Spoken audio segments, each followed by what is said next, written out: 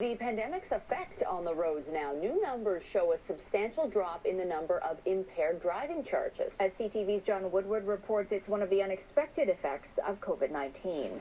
Officers wearing masks aren't the only changes at ride check stops since the pandemic began. They're approaching cars differently, too. Especially when trying to detect the odor of an alcoholic beverage on the breath of someone. Really, that's not feasible anymore. Traffic on GTA roads has dropped substantially, which means there are fewer vehicles to check. But that doesn't entirely explain why numbers reviewed by CTV News show impaired driving charges have dropped even further. In Peel region, vehicle checks are down 15% from December 2019 to December 2020, but charges are down even more, around 40%. In Durham region, vehicle checks cut in half, but breath tests and warnings down by around 75%. In Toronto, 12% more checkpoints, but almost 30% fewer impaired arrests.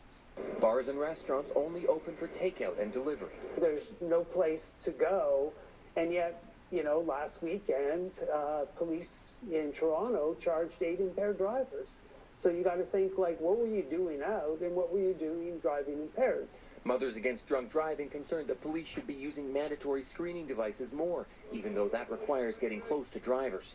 Another issue, because of a major court backlog, there's a provincial directive to reduce some impaired charges to Highway Traffic Act violations where there are no deaths or injuries. If they know that a lot of those matters are not going to be going to court and there's not going to be any real oomph or deterrent, I think that you're finding that they're a little reluctant to lay charges.